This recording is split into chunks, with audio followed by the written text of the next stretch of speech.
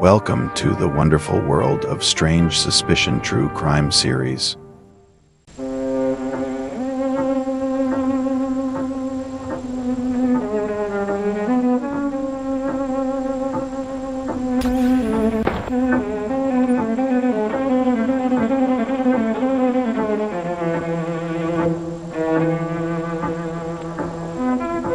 Welcome. Chilling tale of Bryan Kohberger, accused of the spine-chilling murders of 4 University of Idaho students. Brace yourself, folks, because this roller coaster is just revving up. Come on! It's been 17 long months since Kohberger's arrest, and the frenzy surrounding him has transformed into a full-blown media circus. Rumors swirl about him, glued to his TV, soaking up every detail of his case. Bryan Kohberger, the man accused of killing 4 students from the University of Idaho, will leave Pennsylvania sometime in the next 10 days. He showed up in person to a hearing at the Monroe County Courthouse, where he agreed to be taken back to Idaho. Arrangements currently are being made to deliver Kohberger back to Idaho, where he can have continued due process and face these charges. In a news conference following Kohberger's extradition hearing, state police and the Monroe County District Attorney's Office finally answered some questions relating to Kohberger's arrest this past Friday in Chestnut Hill Township. There was ample probable cause for the issuance of the various warrants in the case. I was surprised, really, Monroe County of all places. It hits close to home. It's a normal human reaction, I would think, under the circumstances. State police said that they became involved in the investigation after they were contacted by the FBI, but they would not say exactly when they were contacted. They obtained several search warrants before arresting Kohberger in the early morning hours of Friday, December 30th, at his home in the Indian Mountain Lake Estates development. One was for the person of Mr. Kohberger, collecting DNA and photographs, that sort of thing. One was for the white Elantra vehicle, which I understand has been seized and is being processed. And one was for the address, the residence itself that he was living in. Mr. Kohberger was taken into custody without incident. The scene was turned over to the FBI Evidence Response Team for processing. State police would not say exactly when they became involved in the case. The DA's office got involved sometime after that. My office's role was relatively recent. We weren't advised of the presence of the defendant in our county until only a couple days before the apprehension of the defendant.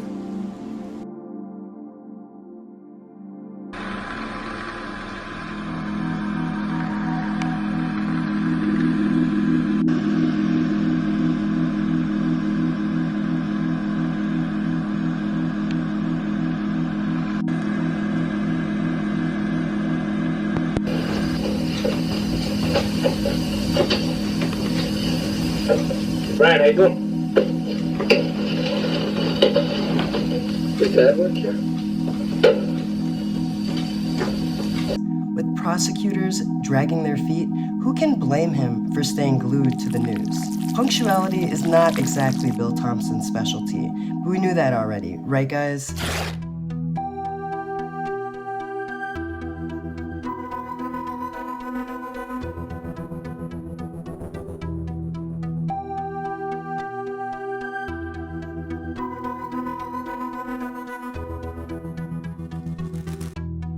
The media frenzy has painted Kohberger as a mysterious figure, a creepy oddball in the eyes of many. Nancy Grace herself has dived headfirst into rabbit holes about Bryan. One of the main topics of discussion, women. So the thing we talk about a lot, the dating scene, it just got kind of just really hard. But he was just having a time, getting ghosted a lot, talking to a girl and then wondering, oh, why didn't she text back ever? I think he just felt frustrated is just the biggest word. Frustrated, a feeling Dr. Chris Mahandi believes is common for incels. Some media even hint at doubts within his own family, but his parents defend him, cooperating fully and insisting these accusations are out of character. First and foremost, we care deeply for the 4 families who have lost their precious children. There are no words that can adequately express the sadness we feel, and we pray each day for them. We will continue to let the legal process unfold, and as a family, we will love and support our son and brother. But before we jump to any conclusions, let's face the hard truth. Bryan Kohberger remains a ghost in everyday life, seen only in stiff courtroom shots and sparse photographs. His past has been scrubbed from the internet, leaving us with just tidbits and harsh criticisms. This veil of secrecy makes it impossible to grasp the real Bryan Kohberger. Bryan has been essentially convicted in the media.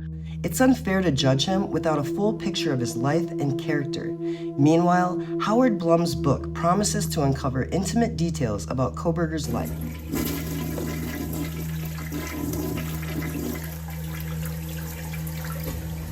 But where did these revelations originate? The sources raise serious questions about credibility and about privacy. In the court of public opinion, Kohberger faces an uphill battle. Without a balanced view of his life and circumstances, any judgment risks being incomplete and biased. Now, let's get back to Howard Blum's book, When the Night Comes Falling. It goes into the chilling murders of 4 University of Idaho students, Kaylee Goncalves, Ethan Chapin, Xander Kernodle, and Maddie Mogan. The story is now set to captivate audiences as a scripted television series by Village Roadshow Television, acquiring rights to Blum's investigative work, which began as a 7-part series to air weekly. A deep dive into the tragedy which happened in Moscow, Idaho in 2022.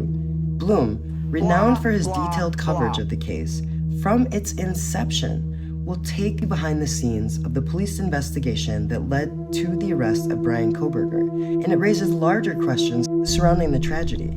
The series, still in need of a writer, even though it's based on a book, proves to be a mockery of justice, even though Blum has now stated that his book is in fact non-fiction. Originally, it was indeed considered fiction. How would Howard Blum write an entire book of details of a crime which could not yet possibly even be fully released? All evidence has not even been presented, and the prosecution and defense are still preparing their cases. Let me know if that sounds fair to you, because if I were in Bryan's shoes, I would feel like I just got hit by a Mack truck.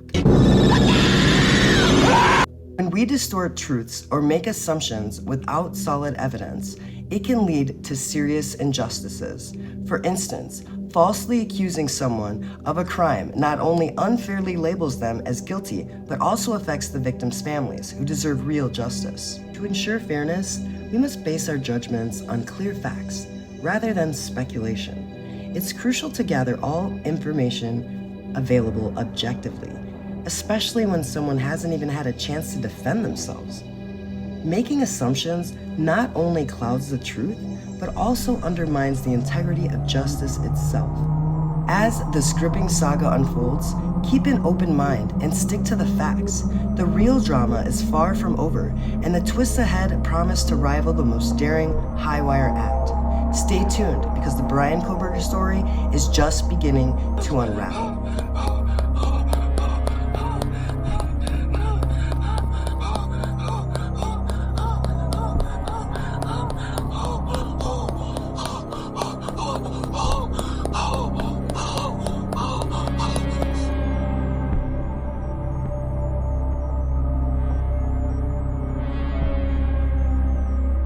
Blah, blah, blah. It's a requiem for the Idaho student murders. And this book is meant to show these young students' lives, to show what they might have been.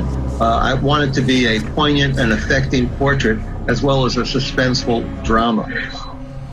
I can't wait to read it. Blah, blah, blah. Can't hurt us anymore. Not if we work together. We'll show those shitters what we can do.